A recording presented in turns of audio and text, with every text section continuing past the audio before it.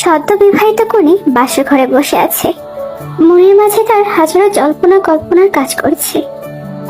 এমন অনুভূতি এর আগে কখনো অনুভব করেনি। 30 বছর বয়সী এক সুদর্শন পুরুষ তার স্বামী। সেই সুদর্শন মানুষটা যে একান্ত তার, সেটা ভাবতেই তার হৃদয় শীতল হয়ে যায়। সেই মানুষটাকে যে প্রথমবার ছবিতে দেখে সে পছন্দ করেছিল।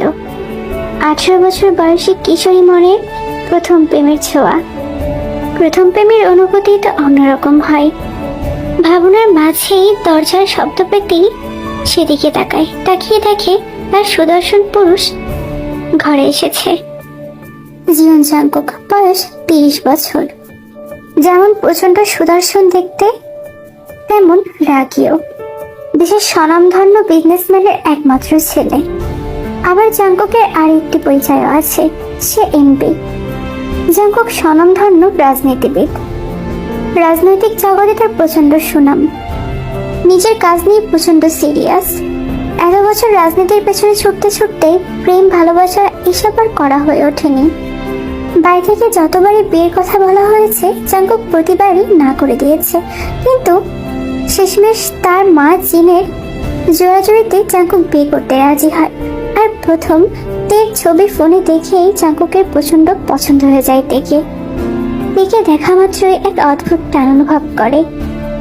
তবে পরে যখন জাংকুক জানতে পারে তের বয়স সবেমাত্র 18 বছর, এটা জানতে পেরেই জাংকুক বিয়েতে বাধা সৃষ্টি করে, কিন্তু শেষমেশ তার মায়ের কাছে হেরে যায়। জাংকুক রুমে ঢুকতেই তে এসে জাংকুকের পা ছুঁয়ে সালাম করে। থামো, পা ছুঁতে হবে না। এই সমস্ত নিয়ম কানুন করা আমার জন্য বাধ্যতামূলক নয়, তাই তোমাকে এসব ঝামেলা করতে হবে না। না মানে, শাশুড়ি আম্মু বলেছেন আপনার পা ছুঁয়ে সালাম করতে। এই গলার আওয়াজ শোনা মাত্রই জাংকুকের বুকে শীতল হাওয়া বয়ে যায়। এত মিষ্টিও যে কারোর গলার আওয়াজ হতে পারে, জাংকুকের সেটা জানা ছিল না।